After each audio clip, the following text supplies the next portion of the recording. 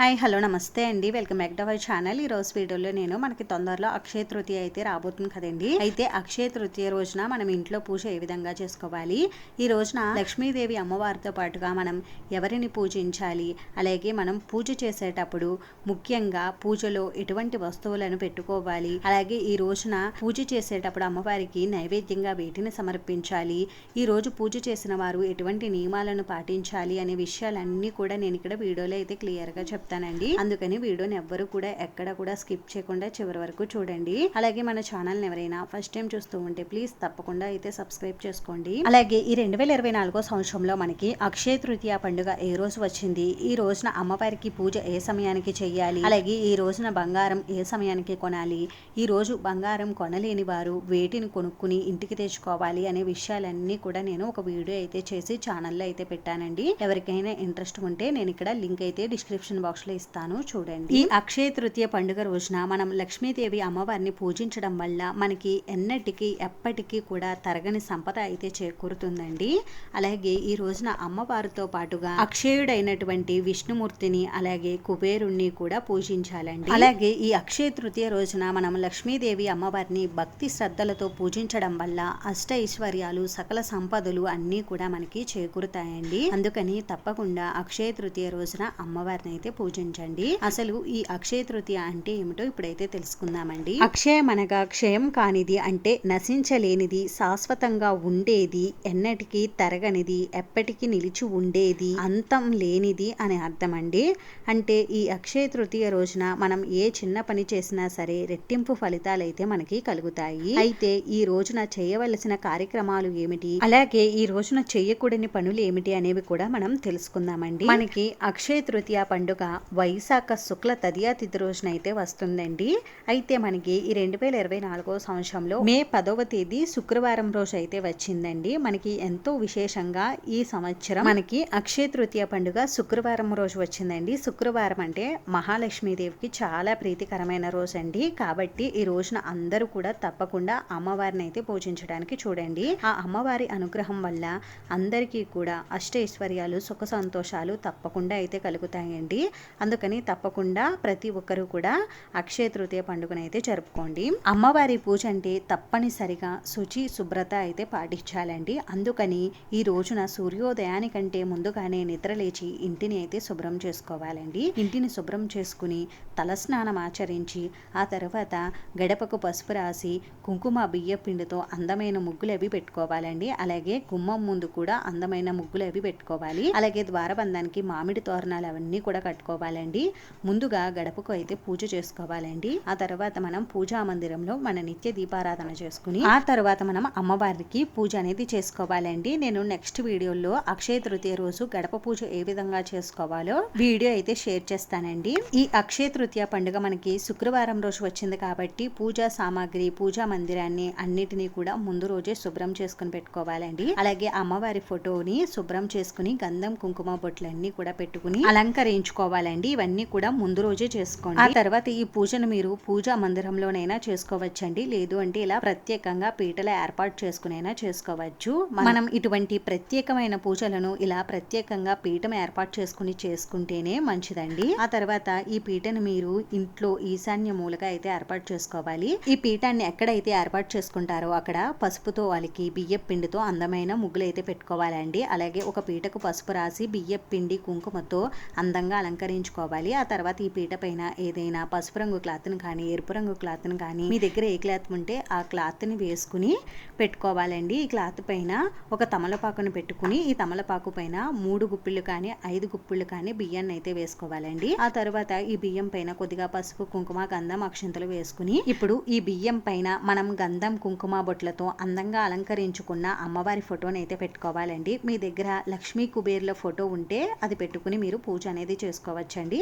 లేదు అంటే అమ్మవారు మాత్రమే ఉన్న ఫోటోని అయితే మీరు పెట్టుకోవచ్చు. అమ్మవారి ఫోటోని మీ దగ్గర ఉన్నటువంటి పువ్వులతో అందంగా అయితే అలంకరించుకోండి. అమ్మవారికి అలంకరణ అంటే చాలా ఇష్టం అండి. అందుకని తప్పకుండా అందంగా అయితే అలంకరించుకోండి. ఆ తర్వాత ఈ రోజున పూజ మనం అక్షయుడైనటువంటి విష్ణుమూర్తికి కూడా పూజ చేస్తాం కాబట్టి విష్ణుమూర్తికి సంబంధించినటువంటి వెంకటేశ్వర స్వామి శ్రీరామచంద్రుడు ఇలా ఎవరి విగ్రహాన్నైనా మనం పెట్టుకోవచ్చండి ఫోటోను. కానీ నా దగ్గర వెంకటేశ్వర స్వామి విగ్రహం ఉందండి.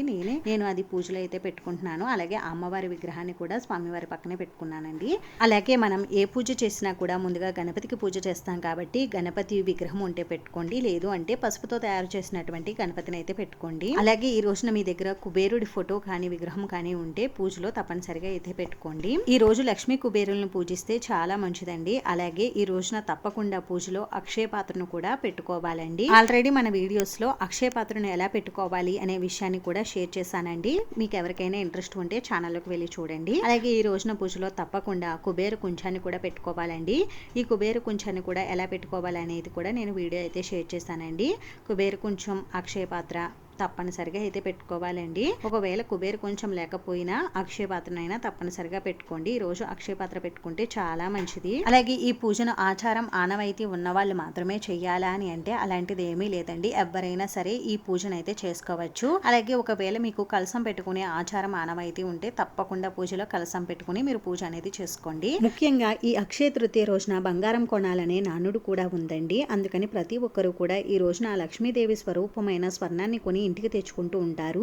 ఈ రోజే బంగారం పుట్టిందని కూడా అంటారండి. విష్ణుమూర్తికి ప్రతిరూపమే సాలగ్రామం గర్భం నుండి పుట్టిందే బంగారం విష్ణుమూర్తికి ప్రతిరూపం అండి. అందుకే బంగారం పూజనీయమైంది. లక్ష్మీదేవి అమ్మవారికి ఎంతో ఇష్టమైన బంగారాన్ని ఈ రోజు కొని తెచ్చుకోవడం వల్ల ఆ లక్ష్మీదేవి అమ్మవారు మన ఇంట్లో తిష్ట వేసుకుని కూర్చుంటుందని అంటారండి. అలాగే ఎన్నటికీ తరగనటువంటి సంపదలను ప్రసాదిస్తుందని నమ్ముతారు.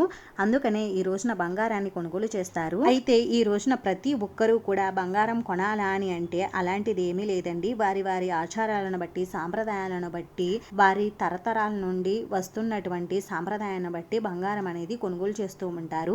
ఎవరి నమ్మకం వారిది. బంగారం కన్నా ఉత్తమమైనవి చాలా ఉన్నాయండి. అయితే ఈ రోజున బంగారం కొనలేని వారు తప్పకుండా ఉప్పు ప్యాకెట్ అయితే తెచ్చుకోండి. మనం వంటల్లో ఉపయోగించే సాల్ట్ కాదండి, కల్లుప్పు ప్యాకెట్ అయితే ఈ రోజు తప్పకుండా తెచ్చుకోండి. తెచ్చుకుని అమ్మవారి దగ్గర పెట్టుకుని పూజ అయితే చేసుకోండి. అలాగే దీనితో పాటుగా అమ్మవారికి ఎంతో ఇష్టమైనటువంటి మంగళకరమైన వస్తువులన్నీ కూడా తెచ్చుకుని పూజలు అయితే పెట్టుకోండి. అంటే పసుపు కుంకుమలు, పసుపు కొమ్ములు, లక్ష్మీ గవ్వలు, తామర గింజలు, చిట్టి కాసులు, ఇలా మంగళకరమైన వస్తువులు, అమ్మవారికి ఎంతో ప్రీతికరమైన వస్తువులు, ఇంకా ధాన్యం, గోధుమలు, పప్పులు, వీటిని కూడా మనం తెచ్చుకుని అమ్మవారి పూజలో అయితే పెట్టుకుంటే మంచిదండి. మనం ఈ రోజు ఏవి కొని తెచ్చుకున్నా అవి వృద్ధి చెందుతాయని అంటారండి. అందుకని మనకి తిండికి, బట్టకి ఎటువంటి లోటు లేకుండా ఉండాలంటే వీటిని అయితే తెచ్చుకుని మీరు పూజలు అయితే పెట్టుకోండి. అలాగే మీ దగ్గర కుబేర కుండలు ఉంటే ఈ రోజున తప్పకుండా పూజలో అయితే పెట్టుకోండి. అలాగే ఈ రోజున పూజలో ఉప్పు దీపం, పంచగవ్య దీపం, కామాక్షి దీపం, ఇలా అమ్మవారికి ఎంతో ఇష్టమైనటువంటి దీపాలను కూడా పూజలో అయితే పెట్టుకోండి. అలాగే ఈ రోజున అమ్మవారికి యాలకుల మాలను సమర్పించినా కూడా చాలా మంచిదండి. అమ్మవారికి సుగంధభరితమైన మాలలు అంటే చాలా ఇష్టం అండి. అలాగే సుగంధభరితమైన సువాసనలు అన్నా కూడా అమ్మవారికి చాలా ప్రీతికరం అండి.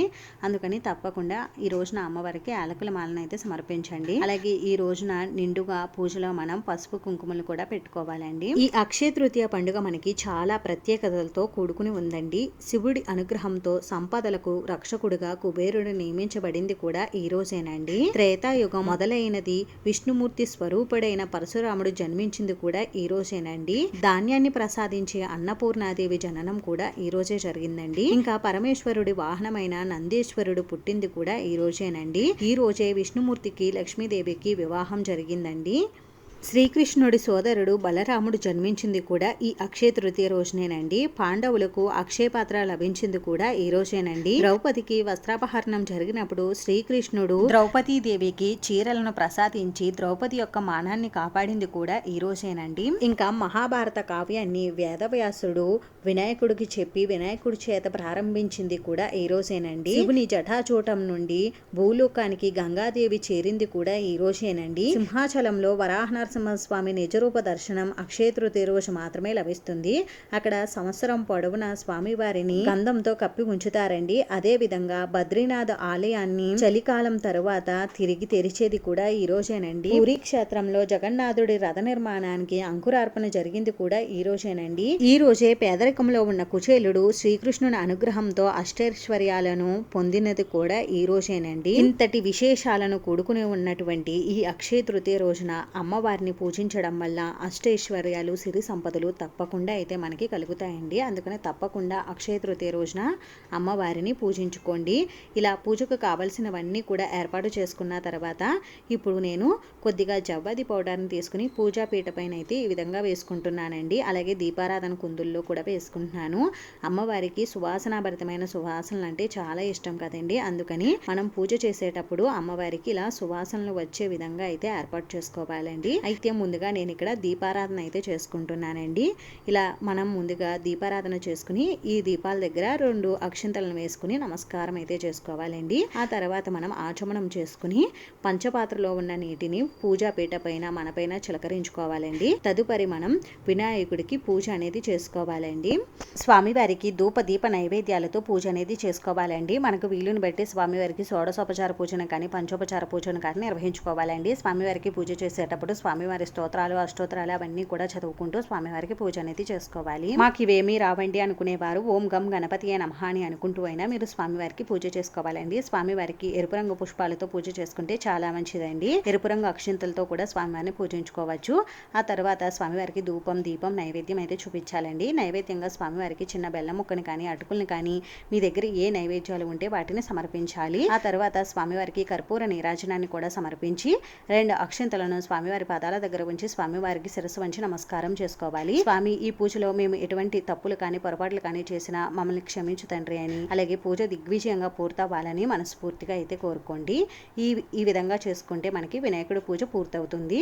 ఇప్పుడు మనం పూజలో పెట్టుకున్నటువంటి ఉప్పు దీపం, కామాక్షి దీపం, పంచగవ్య దీపారాధన అయితే చేసుకోవాలండి. దీపారాధన చేసుకున్న తర్వాత ఈ దీపాల దగ్గర 2 అక్షింతలను ఉంచి నమస్కారం అయితే చేసుకోవాలి. అయితే ఈ పూజలో మనం ముందుగా వెంకటేశ్వర స్వామి వారిని అంటే విష్ణుమూర్తిని పెట్టుకున్నాం కాబట్టి ముందుగా మనం విష్ణుమూర్తికి పూజ అనేది చేసుకోవాలండి. స్వామి వారి దగ్గర 2 అక్షింతల పుష్పాలను ఉంచి స్వామివారికి ఆహ్వానం పలకాలి. ఆ తర్వాత స్వామివారికి ఒక నమస్కారం చేసుకుని స్వామివారికి షోడశోపచార పూజ కానీ పంచోపచార పూజ కానీ నిర్వహించుకోవాలండి. స్వామివారికి పసుపు కుంకుమ గంధం అక్షింతలు పువ్వులు సమర్పించాలండి. అలాగే స్వామివారి అష్టోత్తరాలు స్తోత్రాలు ఇవన్నీ కూడా చదువుకుంటూ స్వామివారిని తులసి దళాలతోటి పువ్వులతోటి అక్షింతలతోటి పూజించుకోవాలండి. స్వామివారికి పూజ చేసేటప్పుడు ఓం నమో నారాయణాయ అనుకుంటూ స్వామివారికి పూజ అయితే చేసుకోవాలండి. స్వామివారికి ఇలా పూజ అంతా కూడా పూర్తయిన తర్వాత స్వామివారికి ధూపం దీపం నైవేద్యం అయితే చూపించాలండి. స్వామివారికి నైవేద్యంగా మీ దగ్గర ఎటువంటి నైవేద్యాలు ఉంటే వాటిని అయితే సమర్పించాలండి. ఇలా నైవేద్యం కూడా సమర్పించిన తర్వాత స్వామివారికి కర్పూర నీరాజనం కూడా సమర్పించి స్వామివారి పాదాల దగ్గర 2 అక్షింతలను పుష్పాలను ఉంచి స్వామివారికి నమస్కారం చేసుకోవాలి.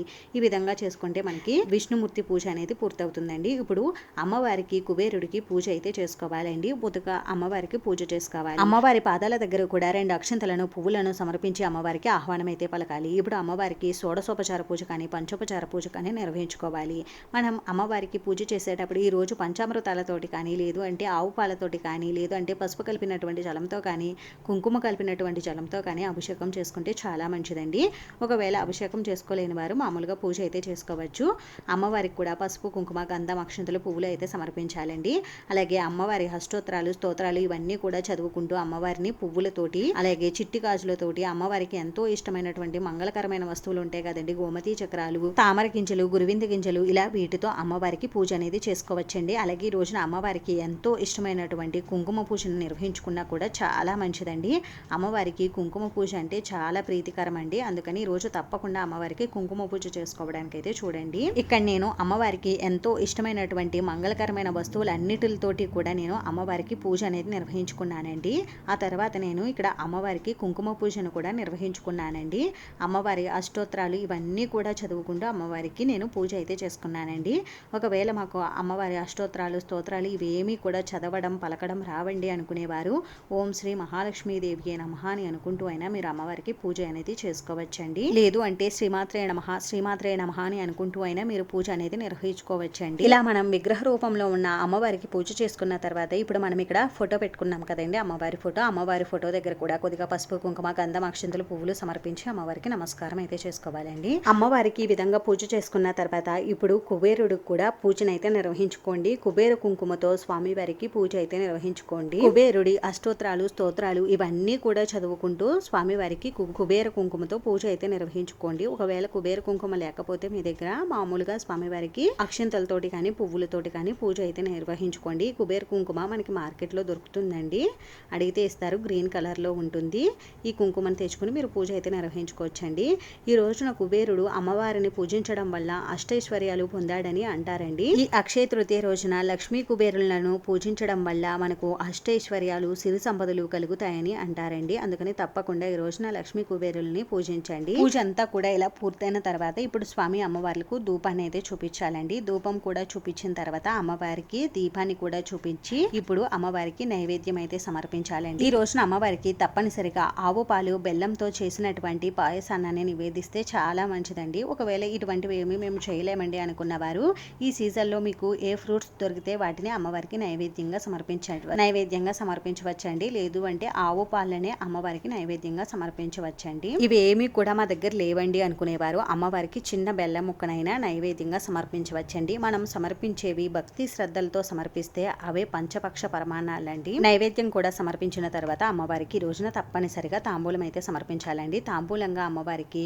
బ్లౌజ్ పీస్ను కానీ చీరను కానీ సమర్పించాలండి. చీర బ్లౌజ్ పీస్ సమర్పించలేమండి అనుకునేవారు 2 అరటి పళ్ళను 2 చెక్కలను గాజులు పండ్లు పసుపు కుంకుమ వీటిని అయితే అమ్మవారికి సమర్పించవచ్చండి. ఈ విధంగా అమ్మవారికి వీటన్నిటిని కూడా సమర్పించిన తర్వాత ఇప్పుడు పూర్ణఫలమైనటువంటి కొబ్బరికాయను కూడా నివేదించాలండి. ఈ రోజున తప్పనిసరిగా కొబ్బరికాయ నివేదించాలి. ఇప్పుడు అమ్మవారికి సాంబ్రాణి ధూపాన్ని అయితే చూపించాలండి. అమ్మవారికి సాంబ్రాణి ధూపం అంటే చాలా ఇష్టం అండి. అందుకని మీ దగ్గర ఉన్నటువంటి ఏదైనా సాంబ్రాణితో మీరు అమ్మవారికి ధూపాన్ని అయితే చూపించండి. అలాగే మనం ధూపం చూపించేటప్పుడు అమ్మవారికి చూపించిన తర్వాత ఇక్కడ మనం పెట్టుకున్నటువంటి అక్షయ పాత్రకు అలాగే కుబేర కుంచానికి కూడా మనం ధూపం అయితే చూపించాలండి. ఈ విధంగా ధూపం కూడా చూపించిన తర్వాత ఇప్పుడు అమ్మవారికి కర్పూర నీరాజనం అయితే సమర్పించాలండి. కర్పూర నీరాజనం కూడా సమర్పించిన తర్వాత ఇప్పుడు చేతుల్లోకి 2 అక్షింతలను పుష్పాలను తీసుకుని అమ్మవారి పాదాల దగ్గర ఉంచి అమ్మవారికి శిరస్సు వంచి నమస్కారం అయితే చేసుకోవాలండి. అమ్మ, ఈ పూజలో నేను ఎటువంటి తప్పులు కానీ పొరపాట్లు కానీ చేసినా క్షమించు తల్లి అని ఆ అమ్మవారికి మనస్ఫూర్తిగా నమస్కారం అయితే చేసుకోవాలండి.